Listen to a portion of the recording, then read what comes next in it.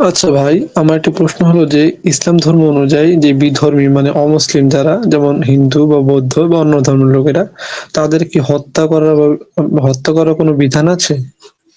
হ্যাঁ, বিধান তো আছে। মুশরিকদেরকে তো একেবারে মেরে ফেলতে হবে। যারা হিন্দু বা বৌদ্ধ মানে মূর্তি পূজারী যারা, তাদেরকে তো একদমই মেরে ফেলতে হবে। তাদের কোনো জীবিত থাকার কোনো স্কোপই নাই ইসলাম ধর্মে।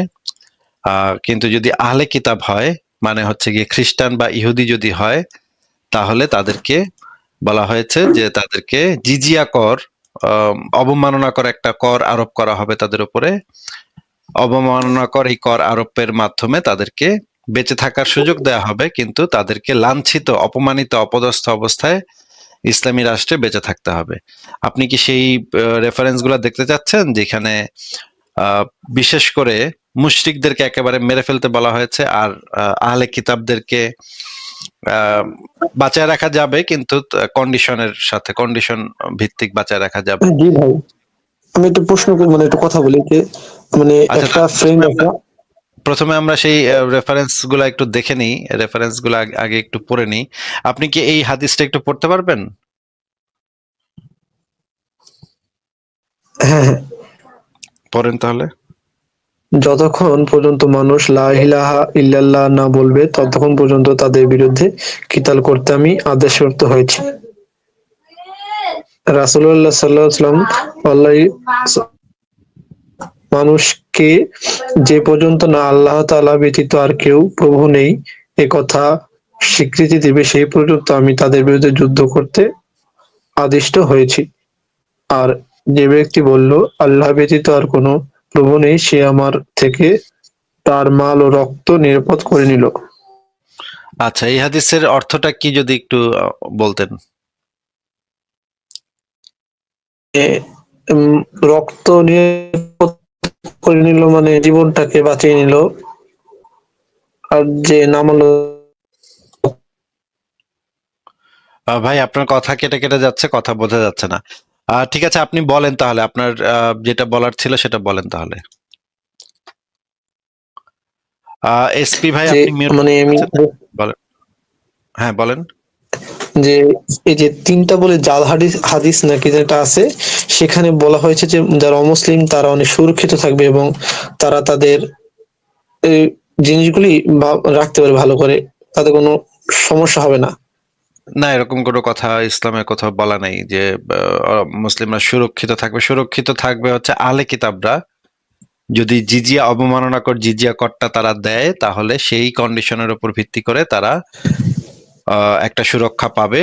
কিন্তু তাদেরকে লাঞ্ছনাময় জীবনযাপন করতে হবে, তাদেরকে অপমানিত জীবনযাপন করতে হবে ইসলামী রাষ্ট্রে। তাদেরকে জিল্লাত কি এটাকে মানে বলা হয়, জিল্লাত কি জিন্দেগি, হ্যাঁ, মানে অবমাননাকর, অপমানজনক আহ, অবস্থায় আচ্ছা, তাদেরকে। যদি বাংলাদেশে ইসলামী রাষ্ট্র মানে হিন্দুরা আছে প্রায় 1 কোটির মতো, 1 কোটির মতো তাদেরকে হত্যা করা হবে? ইসলাম অনুসারে তাদেরকে, হ্যাঁ, হত্যা করা হবে। যদি সত্যিকারের সৌদি আরবের যে সালাফি ইসলাম যদি আসে, তাহলে সেটা তো অবশ্যই তাদেরকে হত্যা করা হবে। কিন্তু ভারতে যেহেতু হানাফি মাযহাবের বিয়া বেশি, এই বিষয়ে ইমাম আবু হানিফার একটা বক্তব্য আছে যে আহ, আচ্ছা, এই বিষয়ে ইমাম আবু হানিফার একটা বক্তব্য আছে যে যদি আহ ওই যে যে মুশরিকদের কথা বলা হয়েছে, সেই মুশরিকরা হচ্ছে আরবের মুশরিক, এটা ইমাম আবু হানিফার মত। মানে ইমাম আবু হানিফা বলতে চেয়েছে যে বাইরের দেশে যে মুশরিকরা আছে তাদেরকে মাইরা না ফেলে তাদের উপরে জিজিয়া কর আরোপ করা যাবে। কিন্তু এই ইমাম আবু হানিফার এই মতটা ভুল। পরবর্তীতে প্রমাণিত হয়েছে যে ইমাম আবু হানিফার এই মতের পক্ষে কোনো দলিল নাই। কারণ হযরত ওমর মিশর যখন আক্রমণ করে, মিশরেও সে মুশরিকদেরকে হত্যা করেছিল, মুশরিকদেরকে রাখে নাই, মুশরিকদের উপর জিজিয়া আরোপ করে নাই। তার মানে হচ্ছে সারা পৃথিবীতেই হিন্দু, বৌদ্ধ এবং যারা মূর্তি পূজারী তাদেরকে অবশ্যই ইসলাম অনুসারে হত্যা করাই হবে। কিন্তু হানাফি মাযহাবের ভিতরে এখানে একটা ভুল বক্তব্য আছে। সেই ভুল বক্তব্যের উপর ভিত্তি করে ভারতে যখন মুসলমানরা শাসন চালিয়েছে, তখন তারা সমস্ত হিন্দু বা বৌদ্ধকে হত্যা করে নাই। কিন্তু যদি সঠিক ইসলাম তারা ফলো করতো, তাহলে অবশ্যই তাদেরকে হত্যা করারই বিধান, মুহাম্মদ এই হত্যা করার বিধান দিয়ে গেছে। সূরা তওবা নাজিল হওয়ার পর মুশরিকদের আর বেঁচে থাকার কোনো স্কোপ নাই ইসলাম অনুসারে। বলেন।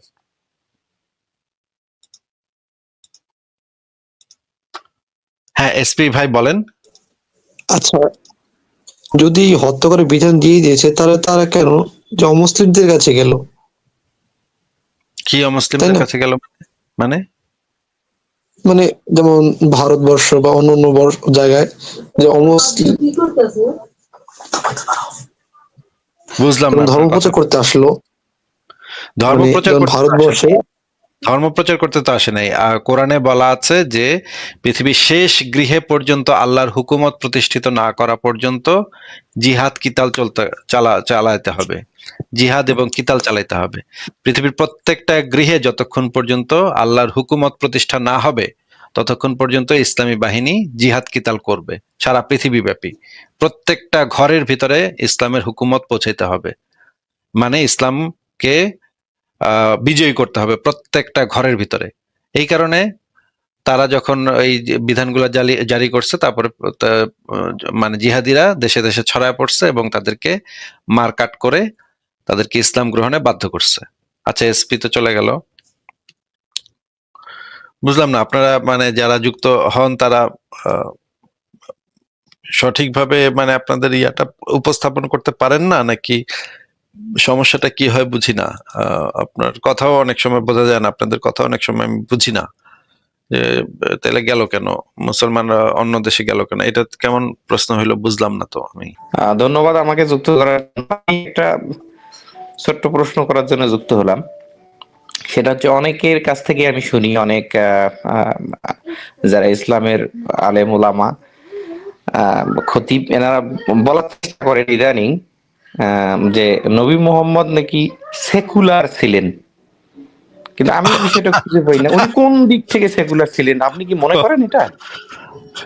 না ভাই, কোন দিক থেকে সেকুলার? এগুলা কেমন, এগুলা কি রকমের মানে উদ্ভট কথাবার্তা ভাই। এই সমস্ত কথাবার্তার কোনো তো মানে নাই। এগুলা হচ্ছে উদ্ভট সব কথাবার্তা।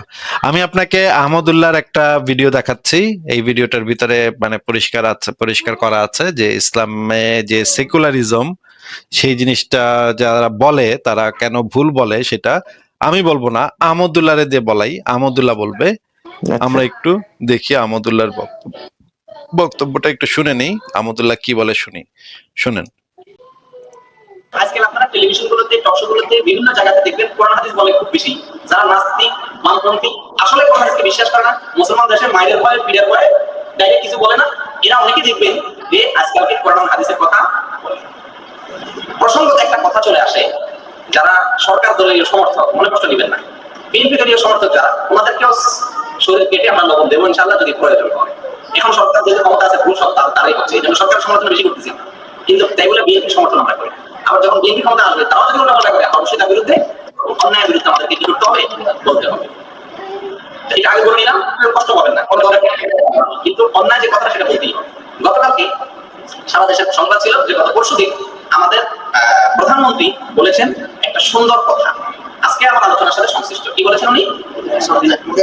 দেশ চলবে কি অনুযায়ী? মদিনা সনদ অনুযায়ী, রাসূলের আদর্শ অনুযায়ী দেশ চলবে। আল্লাহ আল্লাহ আমাদেরকে জয় দেয়। আল্লাহ আমাদের প্রধানমন্ত্রীর কথা কবুল করুন। ভাই, আপনারা কি চিন্তা করলেন হঠাৎ করে প্রধানমন্ত্রী এই কথা বলে গেলেন যে দেশ রাসূলের আদর্শ অনুযায়ী চলবে, মদিনা সনদ অনুযায়ী? আপনারা অনেকেই হয়তো বুঝেন না বিষয়টা আপনাদেরকে আমি কি এটা যে কত একটা ধোঁকা, কত একটা কথা। মদিনা সনদ অনুযায়ী দেশ চলার মানে উনি ব্যাখ্যা করেছেন, উনি বলেছেন, সেটা আর অতটা বিস্তারিত সব নিউজে আসেনি।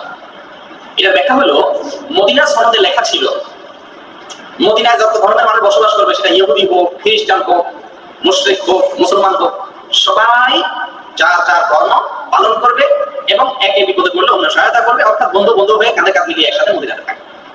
এই যে ধর্ম নিরপেক্ষতার কথা এখানে প্রমাণ, এই কথা আমি প্রমাণ করতে চাইছি, যেটা আপনারা তখন লক্ষ্য করেন।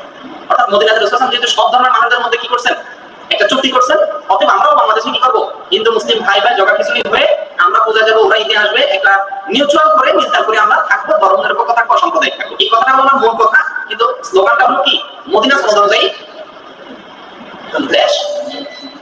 আমি এই জন্য শুরুতে বলে নিয়েছি, আল্লাহ তাআলা রাসূলের যে আনুগত্য করবে সেই মুসলমান। আমাদের প্রধানমন্ত্রী আনুগত্যের কথা বলেছেন, সেজন্য তাকে অবশ্যই ধন্যবাদ দিতে হয়। আল্লাহ তাকে তৌফিক দান করুক সত্যিকার অর্থে রাসূল অনুকরণ করা। রাসূল অনুকরণ করতে গেলে তো উনি প্রধানমন্ত্রীত্ব ছেড়ে ভাষায় চলে আসতে হবে। এক নম্বর কথা। বিরোধীদের নেত্রী কথা এখন যেহেতু আসতেছে না বললাম না, ওনার আরো আগে আসছে। বেশি খোলামেলা চলে প্রধানমন্ত্রী থেকে, তাহলে জনতার আগে খবরে চলে আসতে হবে, চলে আসতে হবে। ভাইরা আমার, মদিনার সনদ যে দেশ চালাবে, তো রাসূল সাল্লাল্লাহু আলাইহি ওয়াসাল্লামের কাছে আল্লাহ কোরআন আয়াত নাযিল করেছেন, ওয়া কান্না ফি বুয়ুতিকুন্না ওয়া লা তাবাররাজনা তাবাররুজাল জাহিলিয়াতিল উলা। হে নারীরা, তোমরা বাসায় অবস্থান করো, তোমরা ঘরের ভিতরে থাকো।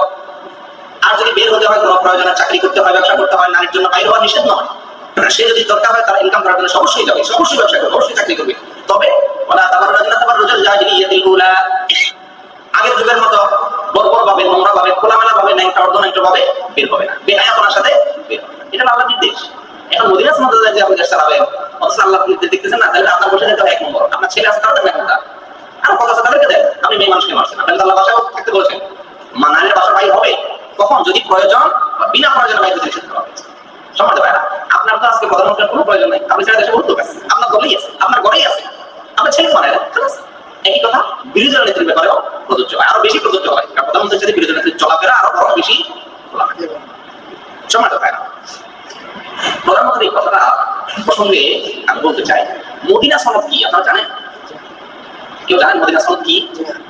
জানেন? দেশটা ক্লিয়ার করে, যেহেতু উনি বলছেন বিষয়টা, ওনার বলাতে কিন্তু সারা দেশে একটা এলেও হাসিল হচ্ছে মানুষের, ভালো হয়েছে। সেটা হলো এই, মদিনা সনদ হলো আল্লাহ রাসূল সাল্লাল্লাহু আলাইহি ওয়াসাল্লাম যখন মক্কা থেকে হিজরত করে মদিনা চলে আসলেন, মদিনায় বেশিরভাগ মানুষ যারা ছিল, এরা অরিজিনাল মানুষ যারা ছিল, এরা বিভিন্ন গোত্রে, বিশেষ করে এদের ভিতরে প্রভাবশালী যে গ্রুপটা ছিল মদিনাতে, তারা ছিল ইহুদি।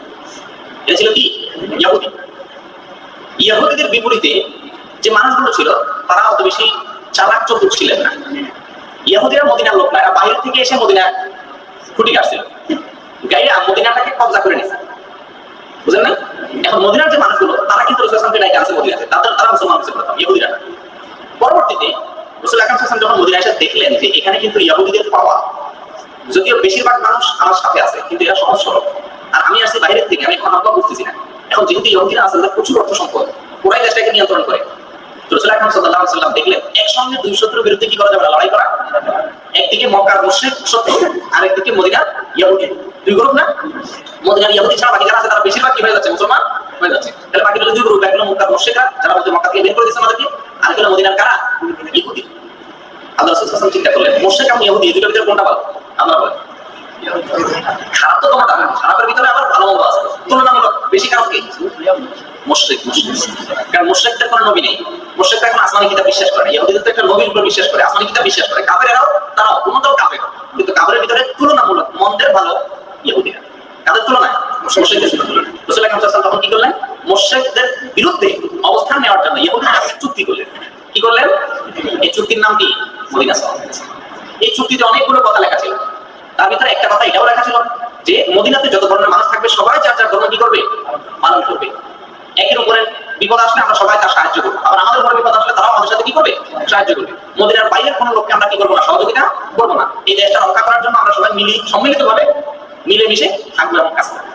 সমাজ এক নম্বর কথা হলো, মদিনার সনদে উল্লেখিত এই বিষয়টাকে তো আজকে বাংলাদেশে কোনো আলেম অস্বীকার করতেছে না। আজকে বাংলাদেশে কোনো আলেম আজকে যদি বলছে যে দেশ থেকে হিন্দুদেরকে বের করে দাও, ওনারা বলছে হিন্দুরাও থাকুক, আমরাও থাকি, তাদের বিপদে আমরা ধরে যাবো, আমাদের বিপদে তারা ধরে যাবে, আমরা সবাই মিলে সুন্দর দেশ গড়বো। আলেমরা এটা বিরোধিতা করতেছে না। প্রধানমন্ত্রীর আরেকটা মজার বিষয় আছে, সেটা হলো মদিনা সনদের ভিতরে ওনার বক্তব্য হলো এরকম, ওনার মন্ত্রীরা ক্লিয়ার করছেন বিষয়গুলা, যে মদিনা সনদে আল্লাহর উপরে আস্থা এবং বিশ্বাস ছিল না, বিসমিল্লাহির রহমানির রহিমও ছিল না, অনুরূপভাবে রাষ্ট্রধর্ম ছিল না। কথা বুঝতে পারছেন? এই জন্য আমাদের প্রধানমন্ত্রী এবং সরকার দলের লোকেরা বলতে চান, আমাদের সংবিধানে কেন রাষ্ট্রধর্ম ইসলাম থাকবে? আমাদের সংবিধানে কেন আল্লাহর উপর আস্থা বিশ্বাস থাকবে? আমাদের সংবিধানে কেন বিসমিল্লাহ থাকতে হবে? মদিনা সনদে যেহেতু বিসমিল্লাহও নাই, রাষ্ট্রধর্ম ইসলামও নাই, আবার সেখানে আল্লাহর উপর আস্থা বিশ্বাস ইমানের কথাও নাই, তাহলে আমাদের সংবিধানে কেন থাকবে? আমরা রাসূলের অনুসরণ করব, রাসূলের সংবিধানে যেগুলো নাই আমাদের সংবিধানে থাকবে। কথাটা কি সুন্দর যুক্তিসঙ্গত। 16 কোটি মানুষকে এত বড় একটা ধোঁকা দিয়েছে, এটা আমি ক্লিয়ার না করলে আল্লাহর কাছে আমি ধরা খাবো। আমার মনে হচ্ছে আমি যেন আপনাদের ক্লিয়ার করবো। নাম্বার 1, ভাই মদিনা সনদ এটা সংবিধান না, এটা কি চুক্তি, সন্ধি চুক্তি। কাদের সাথে হয়েছে? কাফেরদের সাথে। ভাই এটা তো সংবিধান না, মুসলমানের সংবিধান তো কোরআন এবং হাদিস। মদিনা সনদ যেটা, এটা একটা কি ছিল? চুক্তি। এক নম্বর কথা হলো এটা চুক্তি, আপনি এটাকে সংবিধান বলতেছেন কেন? আর চুক্তির মধ্যে রাষ্ট্রধর্ম থাকবে কেন? আপনার সাথে আমি একটা চুক্তি করলাম, ভাই আপনি আমার বন্ধু থাকবেন, আমি আপনার বন্ধু থাকবো, আপনি আমার একটা চুক্তি করলাম, আমরা ব্যবসা করবো একসাথে মিলেমিশে একটা চুক্তি লিখলাম। এই চুক্তির মধ্যে কি রাষ্ট্রধর্ম ইসলাম লেখা দরকার আছে? এটা তো আমার রাষ্ট্রের প্রয়োজনে একটা চুক্তি করা হয়েছে রাষ্ট্রের কিছু লোকের সাথে, এটা তো সংবিধান না। আপনি কেন ওইটার উপর তুলনা করে আমার সংবিধান থেকে ইসলাম উঠে দিবেন? 1, 2 নম্বর, ভাই মদিনা সনদ বা ইহুদিদের সঙ্গে রাসূল যে চুক্তি করছেন, এই চুক্তি যেহেতু কাফেরের সাথে চুক্তি করছেন, সেখানে আল্লাহর উপর আস্থা বিশ্বাস থাকবে কেন? ওরা তো আল্লাহর উপর আস্থা বিশ্বাস নাই, ওরা তো রাসূলকে মানেন না, তাহলে সেখানে আল্লাহর উপর আস্থা বিশ্বাস থাকবে কেন? চুক্তির মধ্যে আসার প্রশ্নই আসে না। 3 নম্বর কথা হলো মদিনা সনদ বা মদিনাতে যে কাফেরদের সাথে রাসূল চুক্তি করছিলেন, এই চুক্তিটা সামান্য কিছুদিন ছিল। এরপরে সূরা তাওবা, কোরআনের সূরা তাওবা 10 নম্বর পারা শুরুতে আল্লাহ তাআলা বলেছেন বারাআতুম মিনাল্লাহি ওয়া রাসূলি, আল্লাহ এবং তার রাসূল এই চুক্তি থেকে মুক্ত, এই চুক্তি শেষ। তাহলে চুক্তি আল্লাহ তাআলা ভঙ্গ করার অর্ডার। আপনি মরা গরুর চামড়া ছিলতে যাচ্ছেন কেন? যে চুক্তি কোরআনে আল্লাহ তাআলা সূরা তাওবার মধ্যে বলতেছেন এই চুক্তি শেষ, এটা আইন শেষ, আপনি বলতেছেন সেই চুক্তি অনুযায়ী আমি চলবো। মানে সুবিধা হয়েছে ওই চুক্তিটা পক্ষে যাক, ওখানে রাষ্ট্রধর্ম নাই, ওখানে বিসমিল্লাহ নাই, তাতে হিন্দুদের উপর গ্রহ পাওয়া যাবে, মিলানো গেছে, সুবিধা হয়ে গেছে। এখন আপনি জাতিকে ধোঁকা দিলেন কি বলে? রাষ্ট্রধর্ম সরি মদিনা সনদ আমি রাষ্ট্র চালাবো। কেন আপনি বলতে পারলেন না? কোরআন হাদিস অনুযায়ী আমি রাষ্ট্র চালাবো, মদিনা সনদ কেন বলবেন? মদিনা সনদ তো ইহুদিদের সঙ্গে করা একটা চুক্তি, ধোঁকা দিলেন মানুষকে। সমাজ ভাই 3 নম্বর পয়েন্ট যেটা বলছিলাম ভালো করে বুঝে নিবেন। মদিনা সনদের চুক্তিটা আল্লাহ তাআলাই কি করছেন? বাতিল করছেন। কখন? সূরা তাওবাতে। সবাই বাংলা কোরআন আছে, অর্থ সহ দেখে নেবেন। সূরা তাওবা এখানে প্রথম আয়াতগুলো আল্লাহ তাআলা বলেছেন যে ইহুদিদের সঙ্গে যে চুক্তি তোমরা করছিলা এটা শেষ, ফিনিশ। কেন? কারণ কি? কেন চুক্তি ভঙ্গ করছেন? চুক্তি ভঙ্গ করা তো ভালো কাজ না। কেন করছেন কি বলতে পারবেন? শুনেন, চুক্তি ভঙ্গ এই জন্য করছেন, ওই চুক্তিতে লেখা ছিল মদিনার বাহিরে আমাদের যে শত্রুরা আছে মক্কা, তাদের সহায়তা আমরাও করবো না, তোমরাও করবা না। ঠিক আছে? আমাদের উপরে কেউ আক্রমণ করলে তোমরা যারা আক্রমণ করছে তাদের সহায়তা করবা না, আমাদের সহায়তা। আর তোমাদের উপরে আক্রমণ করলে আমরা তোমাদের কি করবো? সহায়তা। মদিনার ইহুদিরা করলো কি? মক্কারা যখন মদিনার উপর আক্রমণ করলো, ইহুদিরা চিন্তা করছে খাইছে রে, আমরা এতদিন মাপ করে করছি মদিনাতে, এখন মুহাম্মদ সাল্লাল্লাহু আলাইহি ওয়াসাল্লাম দিন দিন যেভাবে অনুসারী পাঠতেছে, তাতে মনে হয় আমাদের আর এখানে মাপ করিটাও তো লাভ চলবে না। এই জন্য তারা তলে তলে মক্কার মানুষের সাথে কি করছে? এক হয়ে গেছে, হাত মিলেছে, যে উপর দিয়ে আমরা এদের সাথে থাকুন, তলে তলে তোদের সাথে আছে। এই মুনাফিক সৃষ্টি হয়েছে ইহুদিদের থেকে। মুনাফিকের সৃষ্টি করতে থেকে ইহুদিদের থেকে, আব্দুল্লাহ ইবনে উবাই এখান থেকে ইহুদিদের থেকে বের হয়ে আসে। এরা মুনাফিক সাইজা মক্কার আমাদের সাথে হাতে হাত মিলাইয়া প্রশাসন করে দিলেন। বিষয়টা যখন ফাঁস হয়ে গেল, আল্লাহ যখন জানায় দিলেন, তখন বললেন তাহলে চুক্তিতে তোমরাই ভঙ্গ করছো, একটা চুক্তি আর থাকে না, শেষ। চুক্তি নিয়ম হলো দুই পক্ষের কোনো এক পক্ষ যদি ভঙ্গ করে তাহলে চুক্তি শেষ। তোমরা আগে যেহেতু চুক্তি ভঙ্গ করছো, তাহলে আমরা চুক্তি রক্ষা করবো কি বুঝি? ফিনিশ। তাহলে মদিনার সনদের চুক্তিটা কি বাতিল হয়েছে না এখন আছে? আপনি বাতিল হওয়া জিনিসকে বলতেছেন এটা হচ্ছে বাংলাদেশ চলবে, কারণ সুবিধা মতো পাওয়া গেছে। ও ভাই, কেউ যদি বলে মদিনা সনদে 5 ওয়াক্ত সালাত আদায়ের কথা নাই, তাহলে আপনি কেন সালাত আদায়ের কথা বলেন? এই কথাটা কি সুবিধাবাদীর কথা হবে না? এই জন্য বলবো ইসলামের যত বিধান আছে, রাসূল সাল্লাল্লাহু আলাইহি ওয়াসাল্লাম বেঁচে থাকাকালীন সমস্ত বিধান ছিল পরিবর্তনশীল। পরিবর্তনশীল বুঝেন কি? হ্যাঁ জি, মাশাআল্লাহ আপনি বুঝছেন। পরিবর্তনশীল বলতে বোঝানো হয়েছে আল্লাহ রাসূল সাল্লাল্লাহু আলাইহি ওয়াসাল্লাম যখন বেঁচে ছিলেন, তখন কোনো বিধান আসলে, কোনো হুকুম আসলে, এটা যে কোনো মুহূর্তে আবার চেঞ্জ হওয়ার কি ছিল? সম্ভাবনা ছিল। আল্লাহ তাআলা আবার এটা কি করতেন? অন্য কোনো বিধান দিয়ে কি করতেন? পরিবর্তন করে দিতেন। যেমন উপমাস্বরূপ, একসময় মেয়েরা মেয়েদেরকে দেখা যায় ছিল ইসলাম শুরু থেকে, পরবর্তীতে আল্লাহ তাআলা পর্দা আয়াত নাযিল করে কি করে ওটাকে নিষেধ করে। বুঝতে পারছেন? মদ পান করা একসময় ইসলাম কি ছিল? বৈধ ছিল, কিন্তু পরবর্তীতে আয়াত নাযিল করে কি করলেন? নিষেধ করে। এভাবে ইসলামের বহু বিধান আছে যেগুলোকে আল্লাহ তাআলা কি করছেন? ধাপে ধাপে পরিবর্তন করছেন। একজন মুসলিম হিসেবে যেটা আগে ছিল সেটা অনুসরণ করবে, নাকি সর্বশেষ যেটা রেখে গেছে সেটা অনুসরণ করবে? এটা একটা সবাই বুঝবে নাকি? তাহলে আমার প্রধানমন্ত্রী মদিনা সনদ মানতে গেলে, মদিনা সনদ হচ্ছে একবার মদিনা শুরুতে বিদায় হয়ে পাঠানোর জীবন শেষ করে অনুসরণ করা যাবে। উনি মদিনা সনদ যেটা বাদ হয়ে গেছে সেটা অনুসরণ করতে যাচ্ছে। মানে ইসলামের মত আলাদা ছিল একসময়, আপনি এখন মক্কা আর বলেন যে মক্কার কথা বলতে আছে, ভাই সেটা তো রহিত হয়ে গেছে, এটা তো বাতিল হয়ে গেছে, আপনি ওটা অনুসরণ করছেন। আমার কথা বুঝতে পারছেন? 4 নম্বর কথা হলো, ভাই আপনি দেখলেন ইহুদিদের সাথে রাসূল চুক্তি করছে, আপনি এটা দেখেন নাই যে রাসূল তার কিছুদিন পরে যখন আল্লাহ আয়াত নাযিল করলেন যে চুক্তি বাতিল, তখন মদিনা ইহুদিকে বলছেন 3টার একটা গ্রহণ করো। কয়টা একটা? নাম্বার 1, এই দেশে থাকতে হলে ট্যাক্স দিয়ে থাকবা, নাগরিক হিসেবে ফি দিয়ে থাকবা। 2, বাঁচতে হলে এই দেশে যেখানে চোখে পথ দেখে চলে যাও। নাম্বার 3, আর না হয় রেডি হও, যুদ্ধ করো। কয়টা বলছেন? আপনি মদিনা সনদ দেখলেন, আর এই 3টা আপনি দেখলেন না? বলে মদিনা থেকে আলাদা ওদেরকে বাইরে করে দিয়েছেন, রাসূল নির্দেশ রাসূল বাইরে করে দিলেন, দেখলেন না? আপনি তো মদিনা সনদ দেখলেন। এরপর সুবিধাবাদী মুসলমান, এরপর মুনাফিক মুসলমান। সুবিধা মতো মুনাফিককে দেখবেন রাসূল সাল্লাল্লাহু আলাইহি ওয়াসাল্লাম জিহাদে যাইতেন, ওরা কি রাসূল কথা কিন্তু মানতো, জিহাদে যাইতো। কেন? জিহাদে গেলে লাভ আছে, কারণ এই গুণমতের মাল পাওয়া যায়। কিন্তু যে জিহাদে দেখতো যে না আবার খারাপ, মুসলমানদের দিতে সম্ভব না, ওইটা আগে থেকে এরকম ঘটনা একবার নাই, আমি দেখবো করছে। আজকে বাংলাদেশ সারা পৃথিবীতে সব দেশে এরকম নামধারী সুবিধাবাদী মুনাফিক আছে, যারা সুবিধা মতো ইসলামের যে কথা নিজে ভালো লাগবে, কাজে লাগবে, নিজে রাজনীতি করতে সুবিধা হবে। আমি শুধুমাত্র আজকে আমলকে বলছি, একইভাবে বাংলাদেশের প্রচলিত গণতান্ত্রিক রাজনীতি প্রায় সবগুলো দল বড় বড় যারা আছে সবাই ইসলামকে কি করে ব্যবহার করে, আমরা মুসলমানদের প্রতি হবে অবশ্যই খেয়াল করে রাখা থাকে। আল্লাহ তাআলা সবাই মুসলমানের জন্য অনুসরণীয় মদিনা সনদ কোরআন এবং হাদিস। রাসূল আকরাম সাল্লাল্লাহু আলাইহি ওয়াসাল্লাম বিদায় হয়ে ঘোষণা করেন, ঘোষণা দিবেন এটা সব। তো যেহেতু আল্লাহ কিতাব এবং রাসূলের হাদিস রেখে গেছেন কি আল্লাহ রাসূল সাল্লাল্লাহু আলাইহি ওয়াসাল্লাম, আমাদের প্রধানমন্ত্রী যদি বলতেন ঠিক আছে রাসূল সাল্লাল্লাহু জীবনের শেষ ভাষণ যেহেতু কোরআন হাদিস রেখে গেছেন আর বলছেন এগুলো অনুযায়ী চলতে, আমরা সেগুলো অনুযায়ী চলব, তাহলে আজকে তো তার কথা আমরা মাথার উপর নিতাম, তাকেও মাথার উপর নিতাম, আমাদের তার উপর শেষ। আল্লাহ তাআলা আমাদের আবার আমি মূল কথা ফিরে আসি, প্রধানমন্ত্রী কথা বেশি বলা হয়ে গেছে। মূল কথা হলো প্রধানমন্ত্রী বলে কোনো কথা, আমরা নিজেরা আপনি আমরাও কি সুবিধা মতো ইসলামকে কি করতে পারি? ব্যবহার করতে পারি না ভাই, যেটা আপনার পক্ষে আপনি সেটা অনুসরণ করবেন। আচ্ছা, আমার মনে হয় যে খুব খুব সুন্দর করে এই আহমদুল্লাহ সাহেবই পুরা বিষয়টা পরিষ্কার করে দিচ্ছে, একদম দুধ কা দুধ পানি কা পানি করে দিচ্ছে। এই মদিনা সনদ, অসাম্প্রদায়িক বাংলাদেশ, এগুলা ইসলাম অনুসারে এগুলা বাতিল জিনিস, এগুলা আর প্রযোজ্য না। অসাম্প্রদায়িকতা ইসলামের ভিতরে কোথাও নাই। হ্যাঁ, বলেন এবার হাসান সাহেব। রাইট, না আমি ক্লিয়ার হয়েছি। এটা আমার প্রশ্ন ছিল আর কি, কারণ অনেকেই এখন বলা বলি করতেছে যে বাংলাদেশ প্রয়োজনে মদিনা সনদ দিয়ে চালানো হবে। তো এখন একজন প্র্যাকটিসিং মুসলিম যদি কেউ দাবি করে, সে তো মদিনা সনদ দিয়ে দেশ চালানোর পক্ষে থাকতে পারে না, বিকজ অফ একজন প্র্যাকটিসিং মুসলিম কখনোই সেকুলার হইতে পারে না। কিন্তু হুম, তারা এগুলো মানে ধোঁকাবাজি করতেছে আর কি। এটা আমার হ্যাঁ, আপনার কাছে একটা ক্লিয়ার হওয়ার জন্য আমি কোশ্চেনটা করলাম। ধন্যবাদ আপনাকে সময় দেওয়ার জন্য। ঠিক আছে হাসান সাহেব, আপনাকে তাহলে বিদায় জানাচ্ছি, ভালো থাকেন। অলরাইট। হ্যাঁ, ভাই আমি জানতে চাচ্ছিলাম আসলে এই মোহাম্মদের লাইফে কি কোনো গে এনকাউন্টারের এক্সাম্পল আছে? সেটা একটু আধটু আছে, কিন্তু এটা যে একেবারে গে কিনা সেটা মানে পরিষ্কার ভাবে ইয়া করা যায় না। চুমাচুমি করার ইয়া আছে, হাদিসে বলা আছে চুমাচুমি করছিল পিঠে। You are forgetting about Tahi al-Kalbi, Asif bhai. হ্যাঁ, দাহিয়াল কালবি খুব সুন্দর ছিল, দেখতে শুনতে মানে সুন্দর ছিল, ফর্সা টর্সা, মানে সুন্দর বলতে তারা যেটা বুঝাইতো যে ফর্সা টর্সা সেই রকমের ছিল। এবং তার সাথে একটু চুমাচুমির একটা হাদিসা আছে, কিন্তু হাদিসটা এই মুহূর্তে আমার কাছে নাই। আমার টাইম দিলে আমি পরে বের করে দিতে পারবো। একটু আচ্ছা, পড়লে মনে হয় যে একটু এটার ভিতরে একটু মানে একটু অস্বাভাবিক, এই জিনিসটা হওয়ার কথা না, এরকম তো হওয়ার কথা না, এরকম আছে। আরো একটা হাদিস আছে, যে হাদিসের ভিতরে দেখা গেছে যে একটা তারেক মুহাম্মদের এক সাহাবী আরেক সাহাবীকে দেখা খুব মানে ছেলে সাহাবীকে দেখা খুব উত্তেজিত হয়ে গেছে। মানে এত সুন্দর ছেলে, ওইটাও ছেলে ওইটাও ছেলে, এখন একজন আরেকজনকে গোসল করতে দেখছে, গোসল করতে দেখে এমনই মানে ইয়া হয়ে গেছে, গরম হয়ে গেছে, যে বলতেছে যে এত সুন্দর। তখন আবার ওই যে সাহাবীরা সুন্দর বলছে, সেই সাহাবী আবার অসুস্থ হয়ে গেছে। অসুস্থ হয়ে যাওয়ার পরে বলতেছে যে এটা তো মানে চোখ চোখ লাগছে, বদনজর লাগছে, মানে এটার আবার বদনজরের আবার চিকিৎসা করছে। আচ্ছা, এই হাদিসটা বের করি, এই হাদিসটা আমার কাছে আছে, এই হাদিসটাও খুবই ইন্টারেস্টিং। এটা মানে পড়লে বোঝা যায় যে এটার ভিতরে মানে পুরাই গে কন্টেন্ট, একদম মানে রগরগা গে কন্টেন্ট মানে এটার ভিতরে। তো এই হাদিসটা আমি একটু স্ক্রিনে ভাই দিচ্ছি। এইগুলো কথা ইউজ করে না, রগা গে কন্টেন্ট, তাহলে ভাই আবার আহ, না দিয়া কপিরাইট নেওয়ার চেষ্টা করবে ভাই।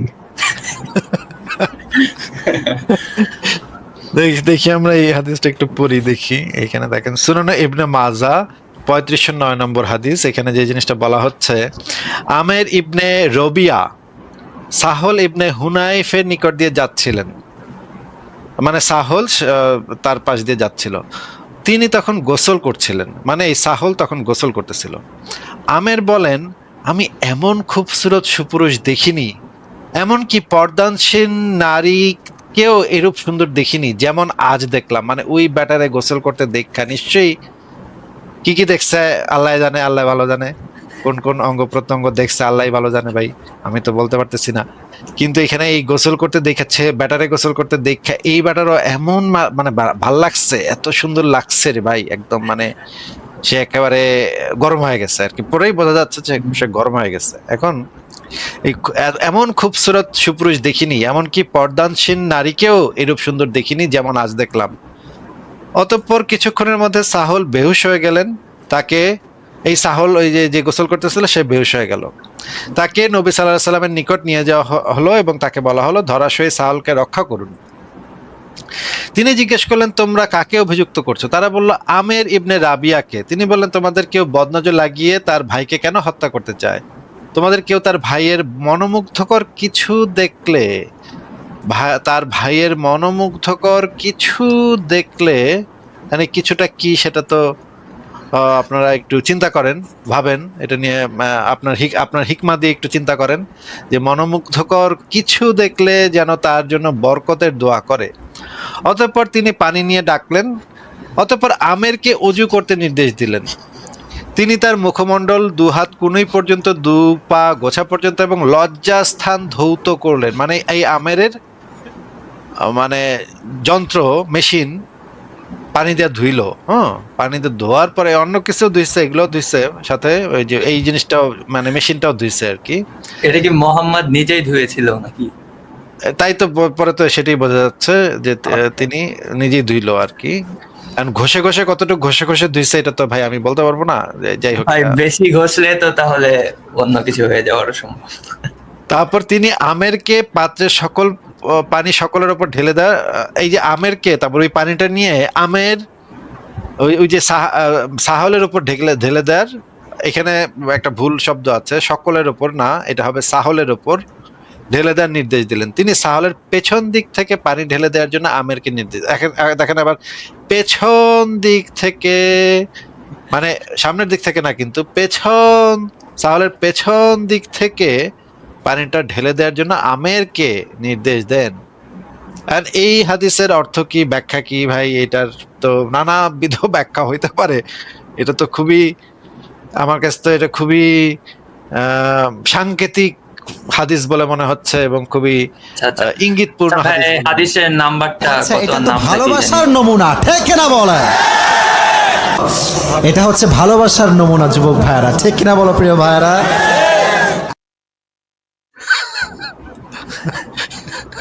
তো এটা হচ্ছে সুনান ইবনে মাজা 3509, মুয়াত্তা মালিকের হাদিসের নাম্বারটা বলে দিচ্ছি, নাম্বারটা হচ্ছে 1746 নম্বর হাদিস। আচ্ছা আচ্ছা আর হচ্ছে এই যে দেখেন, এই যে মানে সরাসরি হাদিস গ্রন্থ থেকে ওইখানে দেয়া আছে, এইখানে দেয়া আছে। ঠিক আছে, এই আরেকটা হাদিস আছে, ওই হাদিসটা এই মুহূর্তে আমার হাতের কাছে নাই। যদি আচ্ছা। এখানে কমেন্টে একজন কোন পাকিস্তানি হুজুরের কথা বলছেন যে তিনি লাইভে আছেন, দিয়ে আপনাকে মানে চ্যালেঞ্জ করছেন যে দিতে। তো আমি ভাবছি এই হাদিসটার কথা তার কাছে যে ব্যাখ্যা জানতে চাবো, যে দেখি হুজুর সাহেব কি বলেন, এটা মানে এটার যৌক্তিক কি এক্সপ্লেনেশন হতে পারে। আচ্ছা ঠিক আছে, যান তাহলে। একজন এই হাদিসটা, ওই যে হাদিসটা আমরা দেখালাম, সেই হাদিসটার ইংরেজি sunna.com থেকে দেখতে চেয়েছেন। যিনি দেখতে চেয়েছেন তাকে আমি এই জিনিসটা একটু দেখায় দিই। উনি কি যেন লিখলেন এখানে, আমি চলে গেল কমেন্টটা। আচ্ছা, রাজ সিকার আপনি লিখেছেন সুনান ইবনে মাজা 3509 এর ট্রান্সলেশনে একটু sunna.com থেকে দেখান, ওরা কিন্তু ট্রান্সলেশনটা অন্যভাবে করেছে। আমরা দেখি, আমি আসলে ইংরেজি ট্রান্সলেশনটা দেখি নেই, তাহলে আমরা একটু দেখি ইংরেজি ট্রান্সলেশনটা কি বলা আছে সেটা একটু দেখি আমি। দ্য এভিল আই, এখানে কি বলা হয়েছে দেখি। Sahil ibn Hunayf said, when he was having a bath and said, I have never seen such a beautiful skin. Straight away he fell in to the ground. He was brought to the prophet, and it was said, Sahal has had a fit. Whom do you accuse? তারপরে বলা হচ্ছে যে with regard to him. Okay, if he sees something that he likes, then let him pray for his blessing for him. Then he called for water and he told Amir to perform ablution, and then he washed his face, his arm to the elbow, his knees, and inside his lower garments. And he told him to pour water over him. আচ্ছা, back side কে over হিম দেখছে আর কি। কিন্তু এখানে একটু চালাকি করছে তারা, এখানে একটু চালাকি আছে। এই বাংলা অনুবাদটাতেই যেটা বলা আছে সেটাই ঠিক আছে, সেখানেই একদম এক্সাক্ট কথাটা সেখানেই বলা আছে। এই হাদিসটার অন্য ভার্সন গুলো তাহলে বের করে দেখতে হবে মুয়াত্তা মালিকের হাদিস থেকে, তাহলে এই জিনিসটা বের করে দেখতে হবে। মুয়াত্তা মালিকের হাদিসে এটা আরো ভালোভাবে থাকার কথা। আমি দেখি মুয়াত্তা মালিকের হাদিসে এটা কি আছে। এটা মুয়াত্তা মালিকের হাদিসের চ্যাপ্টারটা হচ্ছে বদনজর। হ্যাঁ, বদনজর দেখি।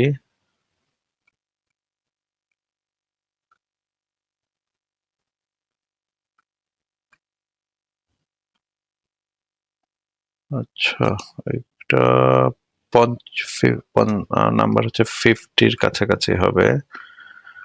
দ্য এভিল আই, আচ্ছা এভিল আই এর ভিতরে দেখি, এভিল আই চ্যাপ্টারের ভিতরে দেখি এখানে আছে নাকি।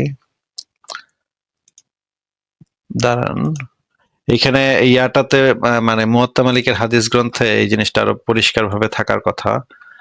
মুয়াত্তা মালিকের হাদিস হচ্ছে একটু ডিফিকাল্ট, এটাকে মানে ইয়া করা, ভুলভাল অনুবাদ করা একটু ডিফিকাল্ট হবে। আচ্ছা, পাওয়া গেছে হাদিসটা, সেটা আমরা একটু পড়ি তাহলে।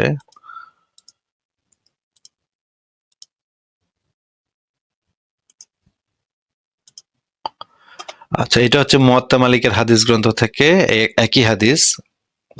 মালিক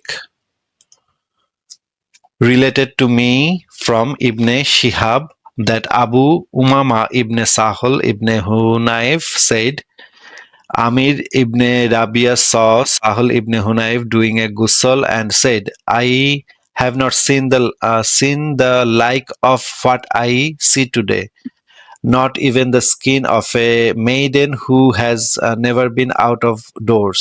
Sahal fell to the ground. The messenger of Allah, may Allah bless him and grant him peace, was approached, and it was said, Messenger of Allah, can you do anything about Sahal ibn Hunayf? By Allah, he cannot raise his head. Acha, tapore he said, do you suspect anyone? Do you suspect anyone of it? They said, we suspect Amir ibn Rabia. He continued, the messenger of Allah, may I bless him, summoned Amir, was furious with him and said, why does one of you kill his brother? Why did you not say, may Allah bless you? Do ghusl for it. Acha.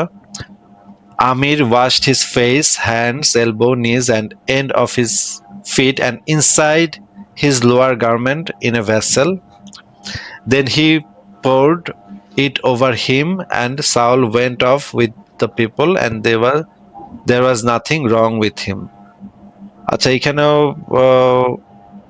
জিনিসটা পরিষ্কার ভাবে দেয়া নাই, কথা তো missing ভাই, তাই না? কিছু কথা তো মিসিং আছে, কথা মিসিং। আচ্ছা, হ্যাঁ, ঠিকই বলেছেন। যে রাজ সিকার আপনি যেটা লিখেছেন সেটা ঠিকই লিখেছেন, ইংরেজিতে কিছু কথা মিসিং আছে, কিছু কথা একদম সঠিকভাবে অনুবাদ করে না ইংরেজিতে। এটা একটা চালাকি হইতে পারে যে তারা চালাকি করে এই জিনিসগুলো বাদ দিছে, কিন্তু বাংলা অনুবাদটাতে তো আবার খুব সুন্দর করে একদম মানে টু দি পয়েন্টে একদম অনুবাদ করে দিছে। এই হাদিসটা আমরা আরো মানে আরবি যারা জানে তাদের সাথে আমরা আলোচনা করে এই হাদিসটা সম্পর্কে আর একটু বিস্তারিত ভাবে ইয়া করবো না একদিন।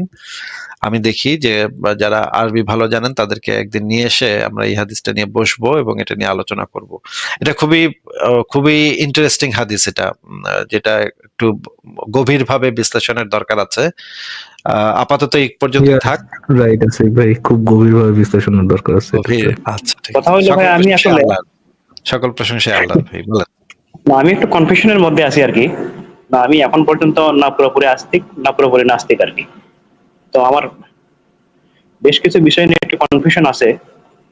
তো আমি আপনার সাথে জাস্ট যেটা কারণে আর কি কথা বললাম সেটা হচ্ছে আমি আগে একটু বলে নেন যে মানে আস্তিক এবং নাস্তিক এই দুইটার মানেটা কি, এটা যদি আগে একটু মানে আপনার কাছে এই দুইটার মানে কি আপনার দৃষ্টিতে? আস্তিক এবং নাস্তিকের আমার কাছে যেটা মনে হয় সেটা হলো মানে আল্লাহর উপর বিশ্বাস আর কি, মানে না দেখে হোক কিংবা অন্ধবিশ্বাস হোক, যেটাই বলে না কেন আল্লাহর উপর বিশ্বাস।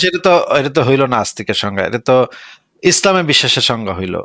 সৃষ্টিকর্তার উপর বিশ্বাস, মানে উপরে সৃষ্টিকর্তা আছে তার উপর বিশ্বাস আছে। সৃষ্টিকর্তার উপরে বিশ্বাস মানে সৃষ্টিকর্তা বা ঈশ্বর, এদের উপর বিশ্বাসটা হইলো আস্তিক। অস্তিত্বের উপর বিশ্বাস আর কি, সে অস্তিত্ব আছে এটার উপর বিশ্বাস। বিশ্বাসটা হচ্ছে আস্তিক। এখন নাস্তিকটা বলেন। নাস্তিক হচ্ছে যারা আর কি সবকিছু যুক্তি দিয়ে চিন্তা করে আর কি, মানে আমি না ভাই, নাস্তিক হলেই যে সবাই যুক্তি দিয়ে চিন্তা করতেই হবে এমন কোনো তো ধরা বাঁধা নিয়ম নাই। হ্যাঁ, প্র্যাকটিক্যালি আমরা এটা দেখি যে নাস্তিকরা যুক্তি দিয়ে চিন্তা করে, প্র্যাকটিক্যালি এটা হয়, কিন্তু এটা যে হইতেই হবে এটার কোনো বাধ্যবাধকতা নাই। অনেকে হইতে পারে অযৌক্তিক ভাবে নাস্তিক হইছে, এটাও হওয়া সম্ভব, টেকনিক্যালি সম্ভব, যদিও এটা বাস্তবে পাওয়া যায় না। Should I give you an example আছে ভাই? হ্যাঁ, বলেন। ল্যাংটার প্রকৃত অনুসারীর দিকে তাকা তাকা। হ্যাঁ, একদম একদম পারফেক্ট এক্সাম্পল যে অযৌক্তিক ভাবেও কেউ নাস্তিক হইতে পারে, এটা হওয়া সম্ভব, কিন্তু এটা রেয়ার কেস। মানে হিউম্যান হিস্ট্রিতে এরকম মানে মানুষের সংখ্যা খুবই হয়তো কম, যে যারা অযৌক্তিক অযৌক্তিক মানে অন্ধবিশ্বাসী নাস্তিক, যারা মানে জি, জি। অন্ধভাবে নাস্তিক হওয়ার চেষ্টা করতেছে। এটা আসলে হওয়া কতটা সম্ভব এটাও আমি জানি না, কিন্তু টেকনিক্যালি মানে থিওরিটিক্যালি হওয়া সম্ভব, কিন্তু প্র্যাকটিক্যালি আমরা দেখি না। এখন আপনাকে যেটা আবারও জিজ্ঞেস করছি, তাহলে একটু সংশোধন করে বলেন নাস্তিক মানেটা কি তাহলে। আমি যতটুকু জানতাম ভাইয়া, আমি তো আমার কথা বললাম আর কি, মানে হইতে পারে আমার আসলে ভুল, আমি হয়তো অতটা জানি না আর কি, আমি জানার চেষ্টা করতেছি আর কি এখন। আচ্ছা, নাস্তিক মানে হচ্ছে যে যাদের বিশ্বাসের অভাব আছে, যাদের এই যে ঈশ্বরে যে দাবিটা, এই ঈশ্বরের যে জি দাবিটা, জি জি সেই দাবিটার এই বিশ্বাসে অভাব আছে, বা জি জি তাদের একদম পরিপূর্ণ বিশ্বাসটা নাই, একটু অভাব আছে, তারা এখনো একদম পরিপূর্ণ আস্তিক হতে পারছে না। যদি জি আপনার বিশ্বাসের একটু অভাব থাকে বা বেশি অভাব থাকে, যেটাই হোক, বাই ডেফিনেশন তো আপনি তাহলে তো নাস্তিক ক্যাটাগরিতেই পড়বেন। যদি আপনার পরিপূর্ণ বিশ্বাস থাকে তাহলে আপনি আস্তিক। এইখানে আমার কিন্তু এখনো জি এখানে কিন্তু মাত্র দুইটা অপশন, হ্যাঁ, আস্তিক এবং নাস্তিকের মাঝামাঝি কিন্তু কিছু নাই আসলে। হ্যাঁ, ভাই, আপনার আমি হয়, আসলে আপনি জি হয় আমি হয় পরিপূর্ণ বিশ্বাস আছে, অথবা আপনার ল্যাক অফ বিলিভ, আপনার বিশ্বাসের অভাব আছে। হ্যাঁ, যদি আমার আপনার বিশ্বাসের অভাব থাকে, বিশ্বাসের বিলিভের অভাব আছে আর কি। হ্যাঁ, আমি এটা বলতে তাহলে চাচ্ছি আর কি। তাহলে আমার আপনি নাস্তিক ক্যাটাগরিতেই আপনি পড়ে গেছেন, যদিও জি এখন আমি আপনি হয়তো স্ট্রং অ্যাথিস্ট না, বা জি জি আপনি জি আমি এখন ওইভাবে আর কি শক্ত নাস্তিক না আর কি। জি, এটা আপনি ঠিক বলছেন। অ্যাথিস্ট ক্যাটাগরির ভিতরে হয়তো অনেকগুলা ভাগ আছে, সেগুলোর ভিতরে হয়তো আপনি একটু উইক অ্যাথিস্টের মধ্যে পড়েন। জি জি মানে ইউর দুর্বল, মধ্যে আছে ভাই যে দুর্বল নাস্তিক, এটা বলতে চাচ্ছেন জি আপনি? দুর্বল নাস্তিক, হ্যাঁ এটা বলতে দুর্বল পারেন। নাস্তিক বলতে আমরা এটা বোঝাই না যে সে শারীরিকভাবে দুর্বল বা দার্শনিকভাবে দুর্বল, বা তার যুক্তি বেশি শক্তিশালী না, এটাও আমরা বোঝাই না।